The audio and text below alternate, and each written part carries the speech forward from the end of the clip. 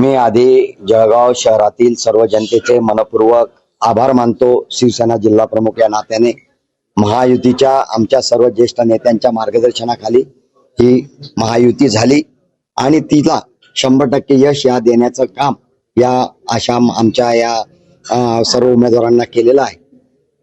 आता हा फॉर्म्युला जसा महायुती ज्या ज्या आमच्या प्रमुख पदाधिकारी आमच्या ज्येष्ठ नेत्यांनी ठरवली त्या माध्यमातून ते बसून आम्ही ठरवू आणि नक्कीच त्याच्यासाठी जी आमची एक बैठक होईल त्यामध्ये तो फॉर्म्युला ठरला की आम्ही आपल्या समोर येऊ।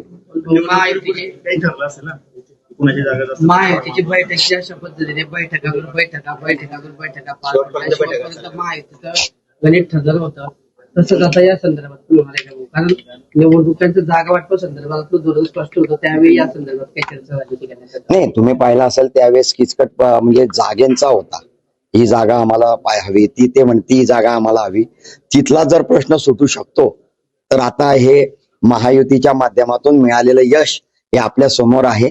46 जागा आज भाजपाच्या आलेल्या आहेत, 23 जागा या शिवसेनेच्या आलेल्या आहेत आणि 5 जागा या उबाठाच्या आलेल्या आहेत। त्या अनुषंगाने जो वाटा असेल त्या अनुषंगाने मिळेल। जिल्हा प्रमुख म्हणून तसेच महायुतीमधला 2 नंबरचा भाऊ म्हणून आपली अपेक्षा काय राहणार आहे, काय मिळालं पाहिजे आपल्याला? नक्कीच त्यामध्ये शेजारची खुर्ची मिळावी। जे जे नाही जे ठरेल ते महापौर उपमहापौर शेजारी बसतात। 18च्या तुलनेत यामध्ये शिंदे गटाला मोठं यश पाहायला मिळालं तेवढंच दावा जो आहे तो शेजारच्या खुर्चीचा असेल, पण जे आमचे वरिष्ठ नेते ठरवतील त्याच्यावरती आम्ही त्यांच्याजवळ मांडू। आम्ही ज्यावेळेस आमची मीटिंग राहील त्या मीटिंगला मी असतो, ज्यावेळेस या वाटाघाटीची जी मीटिंग होती त्यावेळेस सुद्धा मी प्रत्येक वेळेस हजर होतो आणि त्याचप्रमाणे मला ज्यावेळेस माझ्या नगरसेवकांसाठी किंवा माझ्या सहकाऱ्यांसाठी ज्याप्रमाणे न्याय मागता येईल तो मागण्याचा प्रयत्न मी करेन। स्ट्राईक रेट चांगला होता, महापौर पदावर दावा करणार का? नाही, आम्ही महायुतीत लढलो आहोत, महायुती निर्णय घेणार आहे। दावा करणार मी तुम्हाला आताही तेच पुनश्च सांगतो, महायुतीचा निर्णय आहे। जी आमची कमिटी आहे त्यावेळेची त्या कमिटी पुन्हा बसणार आहे आणि त्याच माध्यमातून निर्णय होईल। पालकमंत्री पण आपले या ठिकाणी आणि शिवसेनेचा स्ट्राईक रेट पण चांगला होता। पालकमंत्री या नात्याने जळगाव जिल्ह्याच्या आणि दुसरा छोटा भाऊ म्हणून आपली जसं तुम्ही म्हणते की शेजारची खुर्ची मिळावी, तर जिल्हा प्रमुख म्हणून एक पक्षाचे नेते म्हणून तुम्ही काय नेमकी मागणी असणार आहे महायुतीतल्या नेत्यांकडे तुमची?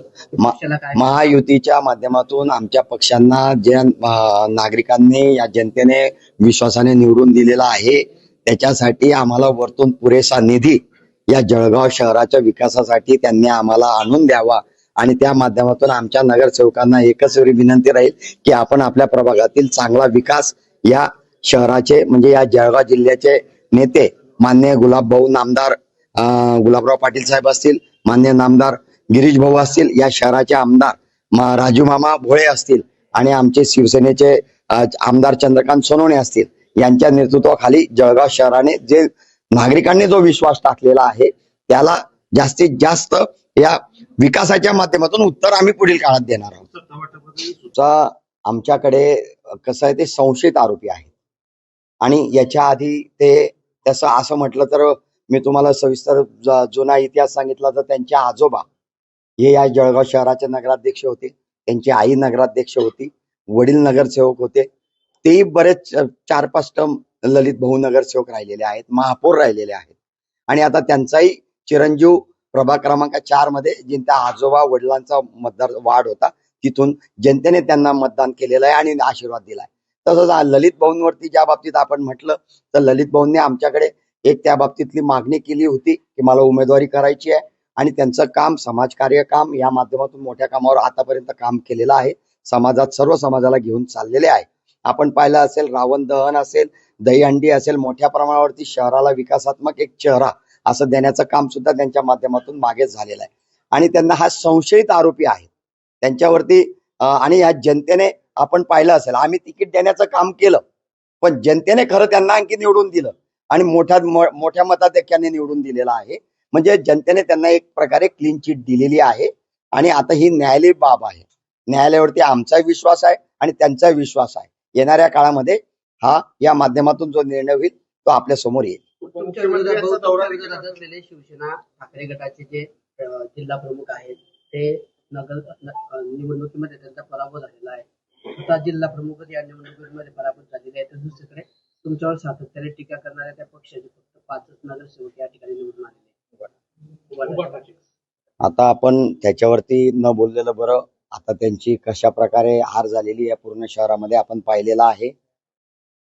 खोटं बोलायचं पण नीटून बोलायचं या माध्यमातून आतापर्यंत त्यांनी काही गोष्टी विरोधकांनी माझ्यासमोरचा असेल किंवा इतर असतील यांनी त्या प्रकारे नीटून निलंय आणि त्यांना जनतेने त्यांना त्या बाबतीतलं दाखवलेलं आहे की आपण किती जागेवरती आपण निवडून आलेला आहात. संपर्कात आहे का बा आपल्या खूप ठाकरे निवडून गटाचे काही आलेले. नगरसेवक आपल्या संपर्कात असल्याची एक राजकीय वर्तुळात चर्चा आहे. नेमकं सत्य काय? आता या 75 मध्ये 70 नगरसेवक आता महायुतीजवळ आहेत. आता त्यांनी उलट माझं एकच म्हणणं राहील की उलट त्यांनी त्यांनी विकासाच्या गोष्टीवर त्यांनी आम्हाला साथ दिली तर आमचं वावगं नाही. परंतु जरी त्यांची भूमिका वेगळी असली वचक म्हणून एक विरोधी पक्ष म्हणून त्यांनी ठेवली तर ती चांगली भूमिका राहू शकते त्यांची. ठीक आहे.